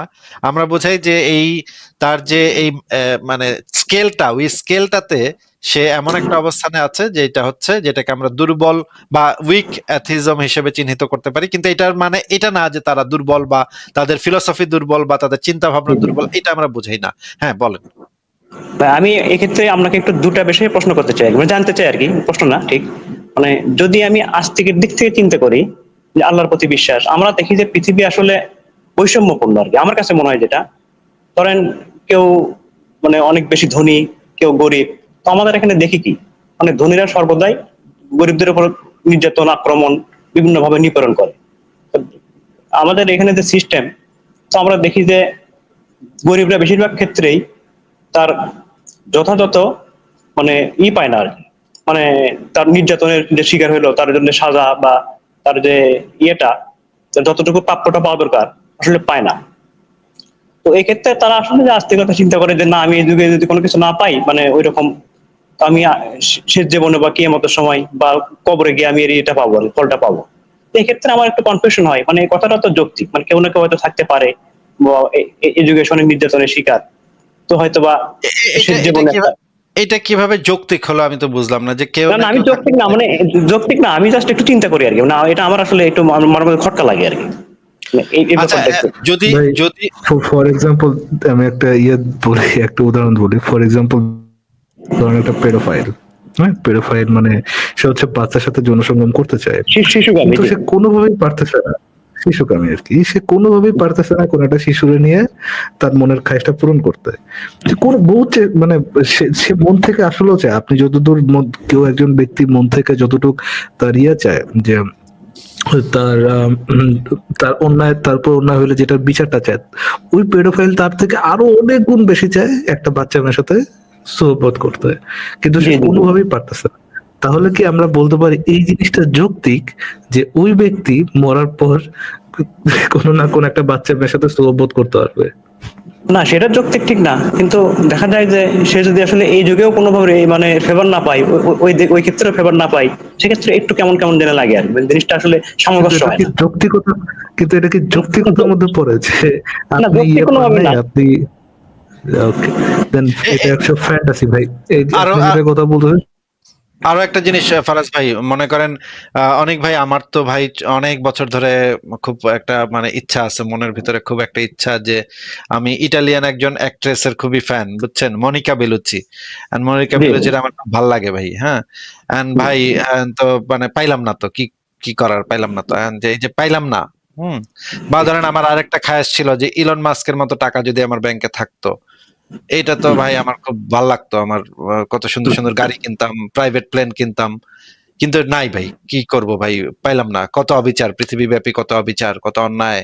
আমাকে আমি যদি ইলন মাস্কের পোলা হয়ে জন্মাইতাম তাহলে আপনি ঠিক যেটা বলতেছেন সেটা তো আসলে আপনার হচ্ছে উচ্চাকাঙ্ক্ষা, কিন্তু আমার ক্ষেত্রে আমি যদি বলি, আমি গরিব মানুষ, আমি সারা জীবন এখানে রিপেয়ার শিকার, আমি কোনো দেখাই পাই না। আকাঙ্ক্ষাটা উচ্চ নাকি নিচ্ছু সেটা তো ডিপেন্ড করে হচ্ছে আমার উপরে, হ্যাঁ। জি জি জি জি আকাঙ্ক্ষাটা কতটুকু উঁচু কতটুকু নিচু সেটা তো আমার পয়েন্ট না। আমার পয়েন্ট হচ্ছে আমার মধ্যেও এরকম অনেক কিছু আকাঙ্ক্ষা আছে। এবং সেটার যে উপর ডিপেন্ড তারা- করেও তো কোনো যৌক্তিকতা নির্ভর করে না। আকাঙ্ক্ষার স্কেলের উপর বেস করে তো যৌক্তিকতা নির্ভর করে না। হ্যাঁ, হ্যাঁ, আকাঙ্ক্ষা কতটুকু উচ্চ কতটুকু নিচ্চ সেটার উপরে তো আসলে কোনো কিছুই নির্ভর করে না। আপনাকে আমি যেটা বোঝাতে যাচ্ছি যে আমারও এরকমের অনেক খায়েশ ছিল। জি জি ভারতের জি নায়িকা মাধুরী দীক্ষিতের বিয়ে করার খায়েশ ছিল, মনিকা বেলুচির বিয়ে করার খায়েশ ছিল, এরকমের 15টা বিবি ঘরে রাখার খায়েশ ছিল, গাড়ি গাড়ি ঘোড়া, তারপরে প্লেন, তারপর প্রাইভেট প্লেন, এবং বাংলাদেশের মানে মানে মনে করেন আমেরিকার প্রেসিডেন্ট হওয়ারও এক সময় খায়েশ ছিল ভাই। হইতে পারলাম না ভাই, দেখেন কি একটা অবিচার আমার সাথে, হ্যাঁ, মানে কত অবিচার আমার সাথে। এই যে আমার যে মনের যে খায়েশ গুলা, এই খায়েশগুলা কি এটা প্রমাণ করে যে মৃত্যুর পরে আমি আমেরিকার প্রেসিডেন্ট হমু, বা মৃত্যুর পরে মনিকা বেলুচির সাথে আমার বিয়ে হবে? এটা কি না না, সেটা তো ভাই প্রকাশ করেন না, না। ভাই? হইতেও তো পারে, আপনি কি এমনি জানেন? হইতেও তো পারে, জানেন? না, সেটা আমার বিশ্বাস হয় না আর কি। সেটা আসলে কিন্তু হওয়া উচিত না ভাই, কিন্তু মানুষের খায়েশ পূরণ হওয়াটা কি উচিত না? আপনার যদি ন্যায় বিচারের খায়েশটা পূরণ হওয়া উচিত হয়, তাহলে কি আমার খায়েশ পূরণ হওয়াটা উচিত না, বা আসিফ ভাইয়ের খায়েশ পূরণ হওয়াটা উচিত না? সেটা অবশ্যই উচিত, কিন্তু আসলে আমার ওরকম মনে হয় না আর কি। উচিত উচিত আপনি যে বলতেছেন। কেন কেন ভাই? আচ্ছা, বলেন বলেন। আচ্ছা, আমি আপনাকে একটু ছোট করে বলে দিই, অনেক ভাই আপনি একটু নেচার নিয়ে একটু ডকুমেন্টারি দেখেন, বা একটু পারলে পড়াশোনা করেন। যে নেচারে কিরকম ভাবে নেচারটা চলে আর কি, আমরা কোন পরিবেশে বসবাস জি জি, করি, আমার আসলে আমাদের পড়াশোনার অনেক ancestor অভাব কোন আছে, আমি পরিবেশে ওরকম বসবাস। পড়ালেখা করিনি কখনো আর কি। আচ্ছা ঠিক আছে, সমস্যা নেই, একটু শুনেন। কোন পরিবেশ, ওয়াইল্ডে বা হচ্ছে আপনার বনে জঙ্গলে একটা প্রাণীকে সার্ভাইভ করতে হলে কি কি করতে হয়, কত কষ্ট করে তাকে সার্ভাইভ করতে হয়, এবং সে যদি সার্ভাইভ করতে পারে, তাকে যে মেরে খাবে তার কি কষ্ট হয়, যে ও সার্ভাইভ করে গেল, এখন তারে ক্ষুধার জ্বালা মরতে যাচ্ছে। আপনি যদি এইভাবে দেখেন, মানুষ কিছু প্রাণী যেভাবে ব্রিড করে, মানে বাচ্চা পয়দা করে, কি কত কষ্ট করে বাচ্চা পয়দা করে, এবং অন্যকে কত কষ্ট করে বাচ্চা পয়দা করে, সার্ভাইভ করার জন্য কিভাবে একটা প্রাণী আর একটা প্রাণীকে মেরে ফেলায়, পুরুষ মহিলাকে মেরে ফেলায়, মহিলা পুরুষকে মেরে ফেলায়। আপনি যদি ওই জিনিসটা দেখেন, দেখার পরে পরে যদি আপনি হিউম্যান সেন্ট্রিক যে আপনার যে ওকে আপনি মানুষের জন্মাইছেন, সেহেতু আপনার ওইখানে যতটুক পাচ্ছেন, যতটুকু হচ্ছে আপনি বৈষম্যের শিকার হচ্ছেন, ওই বৈষম্যটা দূর করার জন্য নেচার কোনো না কোনো ভাবে বাধ্য, বা কোনো কিছু কোনো না কোনো ভাবে বাধ্য না ভাই, কোনো কিছু কোনো না কোনো ভাবে বাধ্য না। এর আগে নেচারে প্রচুর বৈষম্য আছে। মানুষ বহু বছর থেকে আপনার আমার ancestor প্রচুর বৈষম্যের শিকার হয়ে আসছে, এখনো কোনো না কোনো বৈষম্য আমাদের দুনিয়াতে থাকবে, আমাদের সমাজে থাকবে। আমাদের কাছে অনলি এই জিনিসটা করার আছে, আমরা যদি ফ্যান্টাসি, আমরা যদি কল্পকাহিনী, আমরা যদি খায়েশ বা অন্ধবিশ্বাস এগুলো অ্যাসাইড রেখে শুধুমাত্র যুক্তি দিয়ে চিন্তা করি, তাহলে আমাদের কাছে একটাই উপায় আছে, এর বাইরে কোনো উপায় নেই। সেই উপায়টা কি? সেই উপায়টা হচ্ছে সমাজে বৈষম্য দূর করার জন্য, সেটা যে কোনো ধরনের বৈষম্য হইতে পারে, বৈষম্য দূর করার জন্য মানুষ কি কি ধরনের কাজ করতে পারে, কি কি ধরনের আইন বানাইতে পারে, সমাজে মানুষকে কিভাবে শিক্ষিত করতে পারে, এছাড়া আর কোনো উপায় মানুষের কাছে নাই। ফ্যান্টাসি বাদে রিয়েলিটিতে কাজ করে, এছাড়া আর কোনো উপায় নেই। হ্যাঁ, আসিফ এতটুকু বলার আবার। আমিও এই জিনিসগুলো আরেকটু এক্সপ্লেন করে বলি, যে যেমন ধরেন আপনার একটা মনে করেন আপনার একটা প্রতিবন্ধী বাচ্চা হইছে, হ্যাঁ? জি জি জি বাচ্চাটা কথা বলতে পারে না, হ্যাঁ? বা ধরেন দেখতে পায় না বা কথা বলতে পারে না, একটু প্রতিবন্ধী। এখন এই বাচ্চাটা তো আপনি তো মনে, মনে ভাববেন যে আমার সাথে কি, আমি তো সারা জীবন ভালো কাজ করছি, সবার উপকার করছি। আমার সাথে এরকম কেন হইলো? এই বাচ্চাটার কি দোষ ছিল? বাচ্চাটা কেন এরকম হইলো? তো এই যে এই জিনিসগুলা যখন আপনি ভাববেন, তখন আপনি যদি এইটা ভেবে আনন্দ পান বা এটা ভেবে যদি সুখ পান যে এই জীবনে সে না হয় প্রতিবন্ধী, ঠিক আছে, এই জীবনের পরের জীবনে সে আবার কথা বলতে পারবে, সে সবকিছু ঠিকঠাক থাকবে, এটা ভেবে যদি আপনি সুখ পাইতে চান, তাইলে তো আপনি পাইতেই পারেন। মনে মনে কলা খাইতে চাইলে তো আপনি খাইতেই পারেন ভাই, এটা তো কেউ আপনাকে আটকাইতে পারবে না। এটা জি হচ্ছে জি মন কলা খাওয়া, ঠিক আছে? মন কলা আপনি খাইতেই পারেন, এটার পেছনে কোনো যুক্তিও লাগবে না, কিছু লাগবে না। আপনি জাস্ট মনে মনে ভাববেন যে পরের জীবনে সে খুব কথা বলবে, খুব মানে দৌড়াদৌড়ি করবে না, হাসাহাসি করবে, একদম সুস্থ একটা বাচ্চার মতো জীবনযাপন করবে। এটা আপনি ভাইবার সুখ পাইতেই পারেন, কিন্তু এটার তো কোনো সপক্ষে তো কোনো প্রমাণ নাই। এটা তো একটা বাস্তব জিনিস না। তার থেকে বাস্তব এটা না যে আমাদের এই জিনিসটা একসেপ্ট করা যে আপনার এই বাচ্চাটা প্রতিবন্ধী হয়েছে। এখন আমাদের কাছে কি কি বৈজ্ঞানিক পদ্ধতি আছে, যে বৈজ্ঞানিক পদ্ধতিগুলোর মাধ্যমে আমরা এই বাচ্চাটাকে সুস্থ স্বাভাবিক করে তোলা কিভাবে সম্ভব, সেটা বৈজ্ঞানিক গবেষণার মাধ্যমে, আমাদের চেষ্টার মাধ্যমে, বৈজ্ঞানিক আল্লাহ ফাল্লা কাল্লা কেউ এর ভালো করবে না, হ্যাঁ? যেটা জি করার জি আছে সেটা হচ্ছে আমাদের করতে হবে, সেটা হচ্ছে যে বৈজ্ঞানিক মানে টুলস ব্যবহার করে এই বাচ্চাটাকে আবার কিভাবে সুস্থ করে তোলা যায় বা স্বাভাবিক করে তোলা যায়, সেটার একটা চেষ্টা আমাদের আছে। আগে এরকম অনেক হইতো, আগে প্রতিবন্ধী বাচ্চার পরিমাণ অনেক বেশি ছিল। এখন আস্তে আস্তে এই জিনিসগুলো কমতেছে, কারণ আমরা এখন মায়ের পেটে যখন বাচ্চাটা থাকে তখন তাদেরকে কি কি পুষ্টিকর খাবার দিতে হয়, কি কি জিনিস ফলো করতে হয়, এই জিনিসগুলো আগের থেকে বেটার জানি। মনে করেন 500-700 বছর আগে আমাদের গ্রাম দেশে যে বাচ্চাগুলা হতো, সেই বাচ্চাগুলার মধ্যে প্রতিবন্ধী হওয়ার সম্ভাবনা অনেক অনেক বেশি থাকতো। বর্তমানে আমরা বিভিন্ন টেস্টের মাধ্যমে, বিভিন্ন গবেষণার মাধ্যমে, বিভিন্ন ওষুধপত্রের মাধ্যমে, পুষ্টিকর খাবার, পুষ্টিকর বিভিন্ন ধরনের ভিটামিন ট্যাবলেট, এগুলার মাধ্যমে আমরা সেই জিনিসটাকে কমায় আনতে পারছি।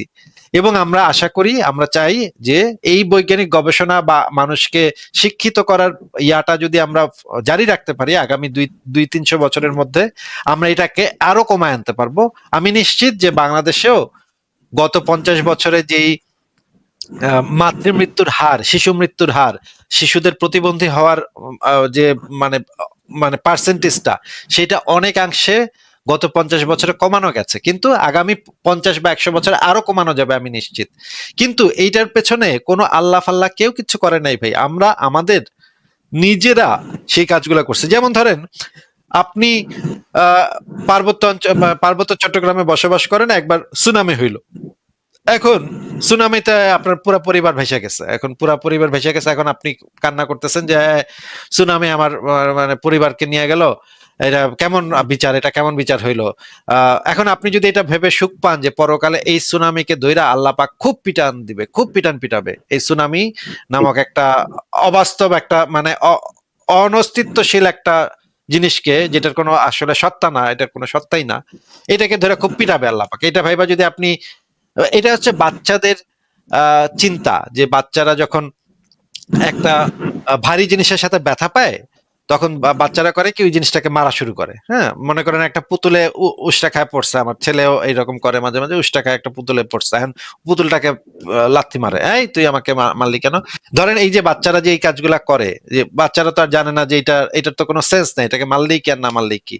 এখন এইটাকে মাইরা যদি আমার বাচ্চাটা একটু মনে শান্তি পায়, আমাদের অনেক বাবা মাই চিন্তা করে যে আচ্ছা ঠিক আছে, এটার একটু মাইরা বা সে একটু মনে শান্তি পাক, কিন্তু এটাকে মাইরা ভাই লাভটা কি? এটা তো একটা অযৌক্তিক কাজ। এই যে মানে একটা চেয়ারকে মারা বা একটা পুতুলকে মারা, এটা তো একটা অযৌক্তিক কাজ, এটাকে মাইরা তো কোনো লাভ নেই। এখন এই মনে শান্তি পাওয়ার জন্য আপনি যদি এইগুলা ভাবেন, আপনার যে অতৃপ্তিগুলো আছে, আপনার জীবনে যে না পাওয়ার বেদনাগুলো আছে, আপনি যদি ভাবেন যে পরকালে এগুলো সব আমি পাবো, তাইলে এটা ভাইবা মন কলা খাইলে তো আপনি যে কেউ খাইতে পারে, যে কোনো, তাইলে তো ভালো মন কলা খান। যদি মন কলাই খাইবেন তাহলে শুধু কলা খাইবেন কেন?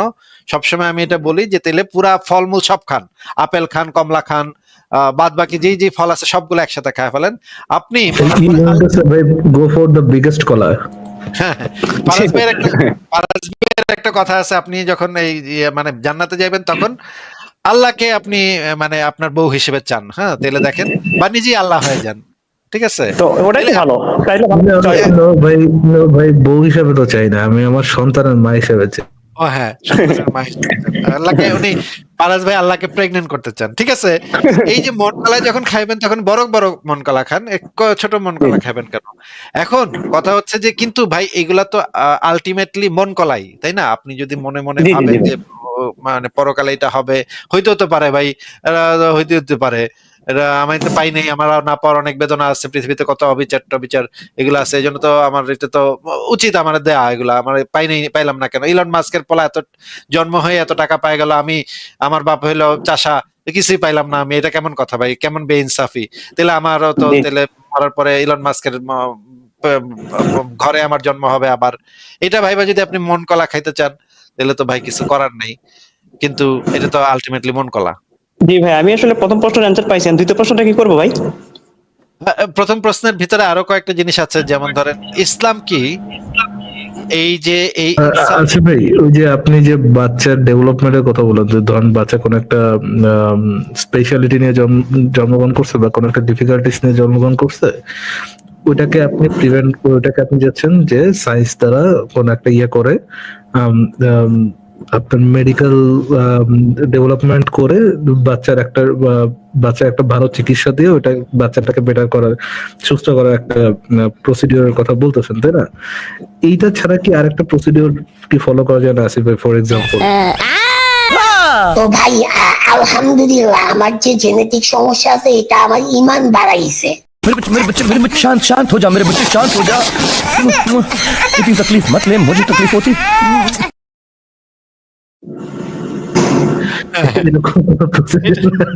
দেখেন দেখেন অনেক ভাই, এই যে পাকিস্তানে দেখা গেছে যে এই যে কাজিনদের ভিতরে যে বৈবাহিক সম্পর্কটা হয়, মানে ফার্স্ট ব্লাড কাজিনদের মধ্যে, এই রকমের পরিবারে প্রতিবন্ধী শিশু হওয়ার সম্ভাবনাটা বেড়ে যায়, এটা জি বিজ্ঞানীরা জি, আমি এই গবেষণা ব্যাপারে করে একটু জানি। করছে। এবং ইসলামে এই জিনিসটা হালাল, হ্যাঁ। নবী মোহাম্মদ নিজেও করছে, বা খলিফা ওমরও করছে, এবং ইসলামে এটা অনেক জায়গায় চর্চিত একটা বিষয়, ইসলামে এটা হালাল। এখন পাকিস্তানে এটার পরিমাণ অনেক বেড়ে গেছে। আপনি দেখবেন পাকিস্তানি যে ক্রিকেটার গুলো আছে, যে শহীদ আফ্রিদি টাফ্রিদি, এরা সবাই চাচাতো বোন মামাতো বোন এদেরকে বিয়ে টিয়ে করছে। জি জি জি। এখন এদের পরিবার থেকে যে বাচ্চা কাচ্চা গুলা হবে, সেই বাচ্চা কাচ্চা গুলার মানে ভবিষ্যৎ নিয়ে তো আমরা চিন্তিত যে এগুলা কিরকম হবে। এখন আমরা কিন্তু বৈজ্ঞানিক গবেষণা উপস্থাপন করে আমরা শুধুমাত্র বলতে পারি মানুষকে যে দেখেন, এই ধরনের বৈবাহিক সম্পর্ক বা বাচ্চা কাচ্চা নেয়া এগুলা থেকে বিরত থাকেন, এগুলা থেকে যতটা সম্ভব কমানোর চেষ্টা করেন, কিন্তু এছাড়া তো আমাদের আর পক্ষে আর কিছু করা সম্ভব না। কেউ যদি না মানে তাহলে তো কিছু করা সম্ভব না। And আমরা জি এই জি। বৈজ্ঞানিক গবেষণাগুলা দ্বারা এই জিনিসগুলা মানুষকে অ্যাওয়ার করতে পারি, মানুষকে জানাইতে পারি, মানুষকে ইনফর্ম করতে পারি, কিন্তু এছাড়া তো আমাদের কিছু করার নেই। এখন তারপরেও যদি আপনি ভাবেন যে এইটা কাজিন ম্যারেজ করবেন এবং বাচ্চা যখন প্রতিবন্ধী হবে তখন যদি আপনি আল্লাহর দিকে ইয়া করেন যে মানে পরকালে এটার ইয়া হবে একটা কিছু, ভাই এইগুলোর অর্থটা কি সেটাই তো আমি বুঝি না ভাই। এই যেখানে আমাদের কাছে প্রিভেনশনের ওয়ে আছে, সেই প্রিভেনশনের ওয়েটা না ফলো করে আমরা যদি পরকালে এই বাচ্চাটা ঠিক হয়ে যাবে এই কল্পনা করে যদি আমরা সুখ পাইতে চাই, এটা কেমন কথা ভাই? জি ভাই, আমি আমার প্রথম প্রশ্নের অ্যান্সারটা পাইছি, আর দ্বিতীয় কনফিউশনের এটা কি বলবো ভাই? আমার একটু মানে এখানে প্রশ্ন এখানে আছে। এখানে এখানে তো আরো কয়েকটা জিনিস আলোচনার বিষয় আছে। আলোচনা, এটা একটা ইম্পর্টেন্ট কোশ্চেন, যে এই যে আপনি যে অবিচারের, পৃথিবীতে অবিচারের কথা বলতেছেন। আচ্ছা, যে আমার আমার এগুলো প্রশ্ন আসলে হচ্ছে, অনেক চিন্তা হয়। জি, হ্যাঁ হ্যাঁ, কি বললেন? বলছি, আমার এই ব্যাপারটা অনেক চিন্তা হয় আর কি, মাঝে মধ্যে আমি চিন্তা করি আসলে তাহলে এমন কেন হবে যে একটা মানুষ। আচ্ছা, তাহলে আমি আপনাকে কয়েকটা এখন দু একটা প্রশ্ন করতে চাই, যে ইসলামে কি এই যে মনে করেন যে আমি গরিব ঘরে জন্ম আমার, ইলন মাস্কের ছেলে বড়লোক ঘরে জন্ম, এই যে এই কারণে সে তো হয়ে গেল বড় লোকের পোলা, আমি হইলাম ভাই মানে মধ্যবিত্ত গরিব, এরকম পোলা হইলাম, এই যে বেইনসাফিটা হইলো, ইসলামে কি এরকম বেইনসাফি নাই? ইসলাম, আপনার কি মনে হয় অবশ্যই ইসলামের ভিতরে এই যে অবশ্যই আছে। মনে করেন মোহাম্মদের মেয়ে ফাতেমা, সে নাকি জান্নাতে মহিলাদের সর্দার, হ্যাঁ, ভাই আপনি আমাদেরকে একটু বুঝান তো ভাই, এই যে ফাতিমা যে জান্নাতবাসী মহিলাগণের সর্দার হইলো, এটা ভাই কি কামের ভিত্তিতে হইলো? ফাতিমা এমন কি মহিলাদের জন্য করছে, দুনিয়ার মহিলাদের জন্য, যে সে ফাতিমা জান্নাতের মহিলাদের সর্দার হয়ে গেল? বলেন তো ভাই। এটা তো হলো নেপোটিজম, স্বজনপ্রীতি, এছাড়া তো কোনো কারণ দেখি না। আচ্ছা ভাই, আলীকে যৌন এরকমটা কি হয় বুঝতে পারো না? এইটা কি পুরো মানব জাতি তাতে কি পাইছে ভাই? মনে করেন মাদার তেরেসার পক্ষে আমি না, মাদার তেরেসা অনেক উল্টাপাল্টা কাজ করছে, কিন্তু তারপরে যদি মাদার তেরেসারও যদি বলতো, বা মেরি কুরিরে যদি মানে জান্নাতের সর্দারনি বানাইতো, তাহলে আমি এত আপত্তি করতাম না। মেরি কুরি অনেক গুরুত্বপূর্ণ কাজ করছে, হ্যাঁ, কিন্তু এখানে কি বলেন আসিফ ভাই, জান্নাতের মতো একটা ফাঁকা জায়গার মতো নাদিয়া ইসলামরা যদি ইয়ে বানাইতো, তাহলে আমি এটা তো অফেন্ডেড হইতাম না। Okay, perfect perfect person for perfect place. আচ্ছা, অনেক ভাই আপনি একটু বলেন তো, যে মেরি কুরি এবং যিনি হচ্ছে গিয়ে মানে 2বার নোবেল পুরস্কার পাইছে, মানে অত্যন্ত বড় একজন বিজ্ঞানী, সারা পৃথিবীর সবচেয়ে বড় বিজ্ঞানীদের একজন, পদার্থবিদ, হ্যাঁ, পদার্থবিজ্ঞানে একবার পাইছে, রসায়ন শাস্ত্র একবার পাইছে, সে 2বার নোবেল পুরস্কার পাইছে যতদূর আমার মনে পড়ে। 2টা সাবজেক্টে, 2টা আলাদা আলাদা বিষয়ে, মানে এই রকমের ইতিহাস পৃথিবীর ইতিহাসে খুবই কম, রেয়ার কেস এটা, 2 সাবজেক্টে নোবেল পুরস্কার পাওয়া। এই মহিলা জান্নাতে সর্দারনি হওয়ার যোগ্য, উপযুক্ত, নাকি এই যে ফাতেমা উপযুক্ত? বলেন তো ভাই। বাস্তবতা চিন্তা করলে অবশ্যই মেরি কুরি যোগ্য, কারণ এটা তো নেপোটিজম। এগুলো তো আসলে আমার এগুলো প্রশ্ন, আমার এই জিনিসগুলো নিয়ে প্রশ্ন আছে, কিন্তু এগুলো তো আসলে অ্যান্সার পাই না। জিনিসগুলো আসলে অ্যান্সার দেও না, দিতে চাই। তাহলে তো ইসলাম তো ইনসাফ করলো না তো। ইসলামের কি বালের ইনসাফ দিল আমারে? আমি কি এই ইনসাফ? না, ওই ক্ষেত্রে তো অবশ্যই ইনসাফ হয়নি, ওটা তো আসলে অযৌক্তিক। এটা আসলে যারা অন্ধবিশ্বাস করে তারা মানে আর কি, কিন্তু এটা তো আসলে বাস্তবতা। একই সাথে দেখেন যে হাসান হোসেনের দেয়া গেছে জান্নাতের যুবকদের সর্দার, হ্যাঁ, হাসান হোসেন নাকি ওরা কি করছে? ওরা কি মানে মানব জাতির কি উন্নতি করছে? নিউটনের দিত মানে জান্নাতের যুবকদের সর্দার, নিউটনের দিত, বা ধরেন ম্যান্ডেলারে যদি দিত, আমি ম্যান্ডেলারে দিলে আমি আপত্তি করতাম না, হ্যাঁ ঠিক আছে, ম্যান্ডেলা যেই কাজ করছে তার জন্য তাকে একটা গুরুত্বপূর্ণ পজিশন দেওয়া উচিত। ভাই আপনি বলেন তো ভাই, ম্যান্ডেলা কই যাবে? জান্নাতে যাবে না জাহান্নামে যাবে? ইসলাম অনুসারে তো অবশ্যই জাহান্নামে যাবে, যদি জাহান্নাম থাকে আর কি। তাহলে এই ইনসাফ মানে তাহলে ইনসাফের মানে ধারণা, এই ইনসাফ দিয়ে আমি কি করব ভাই বলেন তো? এটা এগুলো আসলে অনেক বড় বড় প্রশ্ন, আসলে এগুলোর আসলে অ্যান্সার নাই, মানে অ্যান্সারই নেই প্রশ্ন, কেউ অ্যান্সার দেবেও না। এবং এইরকম আমি অনেক জিনিস বের করে দেখাতে পারবো যেগুলা ইসলামের ভিতরে একদম চরম রকমের বেইনসাফি। আমি কয়েকটা উদাহরণ দেখালাম, ঠিক আছে, এবার পরের প্রশ্নে যেতে পারেন, বলেন। আমি ওই বেইনসাফি নিয়ে একটা প্রশ্ন, আসলে আমি একটা কনফিউশনের জায়গা আছে আমার একটা। এটা হচ্ছে যারা মুসলমান, তারা বেসিক্যালি তো, আমরা যারা মুসলমান এখন পর্যন্ত মুসলিম ঘরে জন্মগ্রহণ করি, তারা তো আসলে জন্মসূত্রে মুসলমান, ওভাবে আমার ভাই বোন আর আমাদের কোনো মানে ক্রেডিটও নাই যে মুসলমান হওয়ার পেছনে আর কি। তো আমরা ছোটবেলা থেকে শুনছি যারা নাকি মুসলিম ঘরে জন্মগ্রহণ করছে, তারা নাকি একটা সময় জান্নাতে যাবে আর কি, যদি কোনো অপরাধ করে থাকে, যার নাম ভোগ করার পর জান্নাতে সে যাবে। এই ক্ষেত্রে আমার একটা প্রশ্ন হলে, সেটা হলো তাহলে যারা অন্য ভিন্ন ধর্মাবলম্বী ছোট শিশু জন্মগ্রহণ করার পর, বা অন্য ধর্মের পরিবারে জন্মগ্রহণের ক্ষেত্রে, তার তো কোনো ক্রেডিট নাই, যায় নাই, বা অপরাধ নাই, তো জানতেও নেই সেটা, তাহলে সে এই সুবিধাটা ভোগ করবে না, কি জানে তার কি অপরাধটা কি? আমার প্রশ্নটা কি বুঝতে পারছেন ভাই? ফারাজ ভাই, আপনি কি কিছুক্ষণ কন্টিনিউ করবেন? আমি একটু ঘুরে আসি, তাহলে আপনি মানে ইয়া করতে থাকেন, 10-12 মিনিটের মধ্যে চলে আসবো। ওকে, বলেন ভাই, অনেক ভাই, আপনি আরেকবার একটু কোশ্চেনটা রিপিট করেন। মানে আমার প্রশ্ন হলো, মানে আমার জানার জায়গা, কনফিউশনের জায়গা আর কি। ধরেন যারা মুসলমান, তারা বিশ্বাস করে যে মানে যত অপরাধ করুক না কেন, একটা সময় জাহান্নাম ভোগ করার পর আবার একটা সময় জান্নাতে যাবে। তো মুসলমান, আমরা বেসিক্যালি মুসলমান কি, আমরা হচ্ছে পারিবারিক জন্মসূত্রে মুসলমান, মানে মুসলমান ঘরে জন্মগ্রহণের ক্ষেত্রে আমার কোনো ক্রেডিট নেই। আমি জানতাম না যে আমি কোন ঘরে জন্মগ্রহণ, হইতে পারতাম আমি অন্য ভিন্ন ধর্মাবলম্বীর ঘরে জন্মগ্রহণ করতাম। তো আর যারা ভিন্ন ধর্মাবলম্বী বা অন্য ধর্মের ঘরে জন্মগ্রহণ করে, এরা নাকি বিনা হিসেবে জাহান্নামে যাবে। তো আমার এখানে প্রশ্ন, তাহলে আমি যে মুসলিম ঘরে জন্মগ্রহণ করে যে অ্যাডভান্স সুবিধাটা পাইলাম, একই ক্ষেত্রে উল্টা দিকে চিন্তা করলে, তাহলে অন্য ধর্মাবলম্বী যারা আছে, ওই একটা শিশু যে জন্মগ্রহণ অন্য ধর্মে জন্মগ্রহণ করে মানে অন্যের শিকার হইলো, মানে এই বৈষম্য কেন? এইটা তো ভাই আমাদের কাছে করার মতো প্রশ্ন না, এটা হচ্ছে আপনি আসলে মুমিনদের কাছেই করবেন যেটা প্রশ্নটা। কারণ আমি আপনাকে আসলে আমি অনেকবার তাদের করছি, তো কোনো সুদ উত্তর পাই না আর কি। মানে এই জিনিসগুলো তারা আসলে বলতে পারে না, বললে বলে তুমি নাস্তিক, এই হচ্ছে সেই হচ্ছে। একটা বেটার ভার্সন ধরা দেই, এই কোশ্চেনটারই একটা বেটার ভার্সন ধরা দিই। ফর এক্সাম্পল ধরেন যে চারজন হুজুর মিলে, মাদ্রাসার চারজন হুজুর মিলে একটা একটা হিন্দু বাচ্চা যার হচ্ছে পিরিয়ড শুরু হয়ে গেছে, পিরিয়ড শুরু হয়ে গেলে তো ইসলাম অনুযায়ী সে অ্যাডাল্ট, পিরিয়ড শুরু হয়ে গেছে, এবং একটা 8-9 বছরের বাচ্চাকে চারজন হুজুর মিলে ইয়ে করলো, গণধর্ষণ করলো এবং মেরে ফেললো।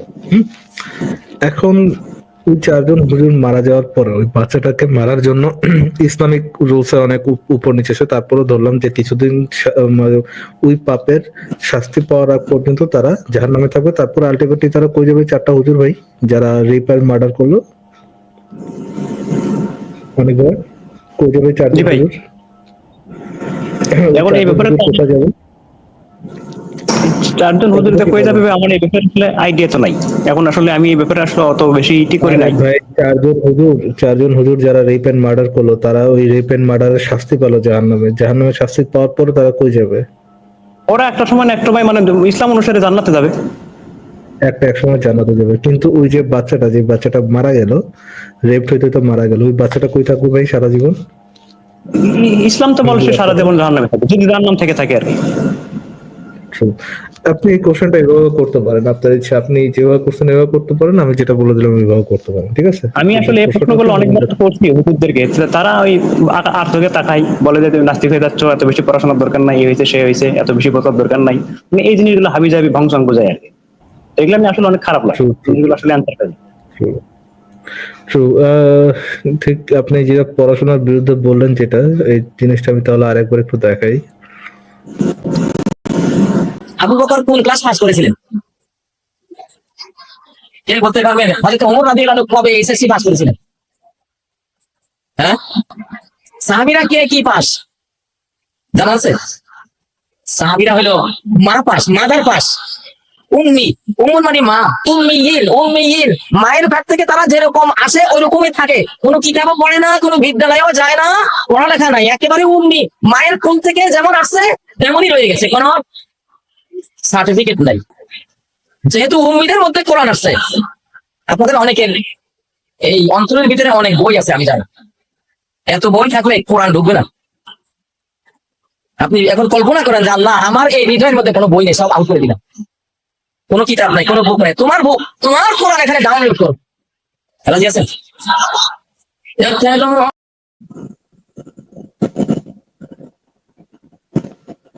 বুঝতে পারছেন ভাই? বুঝতে পারছি, এদের আসলে কথা লাভ নেই আর কি, এরা তো মূর্খ, মানে এদের জন্য আজকে এই অবস্থা আর কি। মানে এদের জন্য এই অবস্থা এরকম কেন? ইসলামের আসল চেহারাটা এরকমই, এদের জন্য আলাদা কোনো ট্রিট নেই। এরা হচ্ছে এটাই হচ্ছে ইসলামের আসল রূপ। এই জিনিসটা তো সত্য যে এরা মূর্খ ছিল, এরা কোনো পড়াশোনা করে নাই, এবং মোহাম্মদ যেটা বলছে সেটা অন্ধের মতো বিশ্বাস করছে। এবং যখন আপনি অন্ধের মতো কারো কথা বিশ্বাস করবেন, সেখানে এরকম অনেক ধরনের উল্টাপাল্টা জিনিসও আপনাকে বিশ্বাস করতে হয়। সো আমি জন্মের পর থেকে দেখতেছি এরা ওই যে কথাগত শিক্ষায়, মানে বৈজ্ঞানিক শিক্ষায় কিংবা অন্যান্য শিক্ষায় নিঃসারিত করে, এক খালি পড়ো কোরআন কোরআন কোরআন, তাও যে বুঝে পড়তে বলে না, বলে মুখস্থ করো। এদের এই টেন্ডেন্সি চলতেছে এখন পর্যন্ত আর কি। মানে সময় চেঞ্জ হয়েছে কিন্তু এদের টেন্ডেন্সি চেঞ্জ। ঠিক আছে, তাহলে যুক্ত হওয়ার জন্য ধন্যবাদ। ভাই আমি আর একটা প্রশ্ন করতে চাই, একটা জাস্ট আমি লাস্ট প্রশ্নটা করতে চাই, খুব সংক্ষেপে ভাই, খুব সংক্ষেপে। হ্যাঁ সংক্ষেপে। মানে আমি একটু, মানে আমাকে যদি একটু সাজেশন দিতেন, আমি আসলে এই জিনিসগুলো নিয়ে দর্শন, ধর্মতত্ত্ব এই জিনিসগুলো একটু পড়াশোনা করতে চাই, কারণ এগুলো আসলে নন বায়াসড হয়ে, মানে কি। আপনি সংশয়.com এর গ্রন্থাগার সেকশনে যান, গ্রন্থাগার সেকশনে অনেকগুলো বই আছে। আপনি যদি ইসলাম সম্পর্কে পড়াশোনা করতে চান, দেন আমি বলবো হচ্ছে, যদি আমার পার্সোনাল সাজেশন চান, আপনি জাকারিয়ার তাফসিরটা পড়তে পারেন। আপনি জাকারিয়ার তাফসির থেকে শুরু করেন, তাফসির মানে কোরআনের ব্যাখ্যা গ্রন্থ, ওটা থেকে যদি শুরু করেন, আই থিঙ্ক আপনি মোটামুটি ভালো একটা আইডিয়া পাবেন। আর বইটাও খুব বড় না। আর দর্শন শাস্ত্রের জন্য কি একটু যদি বলতেন ভাই, কি কি বই পড়াশোনা করলে? আমি তো দর্শন শাস্ত্রের জন্য এই বই সাজেস্ট করবো, আমি তো মূলত পড়ছি ইন্টারনেট থেকেই। আপনি সফির জগৎটা পড়তে পারেন, আপনি যদি চান সফির জগৎটা থেকে শুরু করতে পারেন। আচ্ছা ভাই, ঠিক আছে, আমি পরে পরবর্তী লাইভে আবার অ্যাড হবো ইনশাল্লাহ।